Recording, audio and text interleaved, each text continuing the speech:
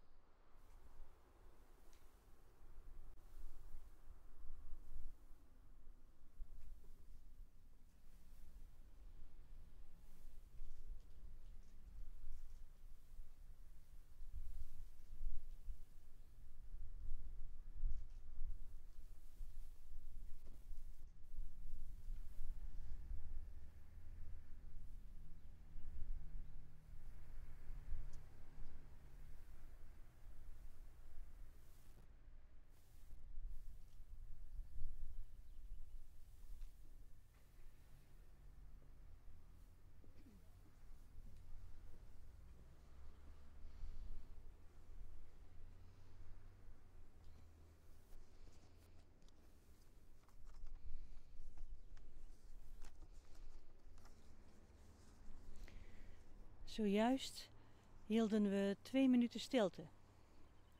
Ook hier op het plein voor het gemeentehuis, bij het gemeentelijk monument ter herinnering aan de slachtoffers van de Tweede Wereldoorlog. Het stille plein zou de indruk kunnen geven dat de publieke belangstelling voor herdenken tanende is. Hoewel ik hier deze 4e mei voor het eerst sta, kan ik u verzekeren dat in de afgelopen maanden in het kader van 75 jaar bevrijding hier in onze gemeente Nederweert op diverse plekken en bij diverse gelegenheden het tegendeel bewezen is. In september bij een drukbezochte viering van 75 jaar bevrijding bij Einderhoof, mede georganiseerd door de jubilerende Bond van Wapenbroeders. In Leveroy begin november bij het uitverkochte bevrijdingsconcert door Fanfare Concordia met beelden uit de film van Peter Krins. 16 november gevolgd door de jaarlijkse ceremonie ter gelegenheid van Memorial Day bij het Brits Oorlogskerkhof. Grote dank aan de vele vrijwilligers, de initiatiefnemers, het 4 mei-comité en de leden van het comité 75 jaar bevrijding. Lokaal is verder een film geproduceerd, waarin door kinderen en volwassenen een gezicht gegeven wordt aan slachtoffers van de oorlog. In gemeenschapshuizen in de dorpen is een ook lokaal geproduceerde expositie te zien geweest, met foto's en informatie. En op diverse scholen is daarover op een heel bijzondere manier lesgegeven. Er is het initiatief om de verdedigingslinie uit die tijd weer zichtbaar te maken. En recent werd na lang en grondig onderzoek de locatie vastgesteld van een neergestort gevechtsvliegtuig. Niet in Asten, zoals lang gedacht, maar hier in het buitengebied van Nederweert. Belangrijk en interessant, omdat door middel van beschrijvingen, monumenten, foto en film die verhalen niet vergeten worden. Omdat het verhalen zijn om nooit te vergeten. De coronamaatregelen zijn natuurlijk de reden waarom op deze 4e mei het gezelschap hier ter plekke zo bescheiden is. En toch wilden we hier vanavond gedenken. Recent onderzoek van Eén Vandaag leert ons dat bijna 2/3 van de mensen in Nederland van plan is dit jaar, juist dit jaar, stil te staan bij de bevrijding. En bijna 90% van hen is van plan stil te zijn en vanuit de eigen huiskamer slachtoffers te gedenken. De slachtoffers van de Tweede Wereldoorlog, kennissen en familie die de oorlog hebben meegemaakt en slachtoffers van andere oorlogen. Samen waren we 2 minuten stil. Wij hier en u thuis. 2 minuten. Of eigenlijk 2 maal 1 minuut. De bijzondere 2 minuten stilte heeft namelijk een dubbel doel. Een dubbele betekenis. 1 minuut voor de slachtoffers van oorlogen, de overledenen. Zij die niet terugkwamen uit de strijd, door oorlogshandelingen om het leven kwamen. En de tweede minuut is minstens zo belangrijk. Daarin denken we aan hen die terugkwamen uit de strijd, die gevlucht zijn voor een oorlog en soms ver van huis en haard hun leven weer op moesten pakken. Die verder leven en met oorlogservaring, oorlogstrauma. Misschien wist u dat al wel, of misschien had ik u dat voorafgaand aan de 2 minuten stilte moeten vertellen. En nu u het weet, doe ik u de suggestie de komende tijd wat vaker die stilte op te zoeken, te gedenken, gewoon thuis. Omdat het gevoel in vrijheid te leven extra binnenkomt nu we letterlijk binnen zijn. Niet in een oorlogssituatie, maar door maatregelen die we weliswaar zwaar en moeilijk beginnen te vinden, maar waarvan we heel goed begrijpen welk doel deze dienen. Prinses Mabel schreef dit jaar de thematekst voor 4 mei. Waarschijnlijk op het moment dat we het woord corona nog nooit gehoord hadden en dat we ons niet voor konden stellen dat maatregelen, zoals die nu al bijna 7 weken gelden, in ons land überhaupt denkbaar zouden zijn. 1,5 meter afstand, iedereen thuis aan het werk, horeca gesloten en contactberoepen verboden. Zij, prinses Mabel, roept de vraag op of het 75 jaar na de bevrijding van Nederland nog nodig is om onze vrijheid ieder jaar opnieuw te vieren. Om deze vraag meteen zelf met een volmondig ja te beantwoorden. En ze stelt: Onze vrijheid, onze democratie, onze rechtsstaat en onze vrije pers lijken zo normaal. Maar ze zijn fragiel en vergen dagelijks onderhoud. Door ons als collectief en door ieder van ons als individu. Behoud van onze vrijheid vereist dat we bij alles af blijven vragen wat de feiten zijn. Wat we ergens van vinden. Waarom we het ergens wel of niet mee eens zijn. Zo blijven we openstaan voor debat en in staat zo nodig onze mening bij te stellen. Aldus Prinses Mabel. In deze fase van de strijd tegen corona wordt in het bijzonder een beroep op ons meedoen en meedenken gedaan. Op enig moment moeten we weer naar buiten, naar school, naar ons werk. Zal in verpleeghuizen en woongroepen de afweging gemaakt moeten worden of totale isolatie niet te grote consequenties heeft voor de kwaliteit van leven van kwetsbare medemensen. Het is heel begrijpelijk en zelfs mooi als we vanavond ook stilstaan bij de mensen in onze omgeving die op welke manier dan ook getroffen zijn door het coronavirus. En daarbij bedenken dat wij met deze moeilijke situatie in vrijheid omgaan. Onze regering stelt maatregelen in, mag daarop bevraagd worden en op ons wordt een beroep gedaan tot solidariteit, tot samen leven en samen zorgen. We gedenken en denken aan elkaar, niet met grote woorden, maar door concrete daden. Daden in ons eigen huis, ons eigen levens, daden om onze medemens te laten weten dat hij of zij ertoe doet, zoals we ook zelf. Dat leidt tot de warme, betrokken gemeenschap in Nederweert. Met historisch besef en oog voor actuele noden. Die grootse bijeenkomsten organiseert om 75 jaar bevrijding te vieren. En waardevolle kleine gedenksteentjes bijeenbrengt, zoals hier vanavond bij ons oorlogsmonument. Het voelt goed er onderdeel van te mogen zijn.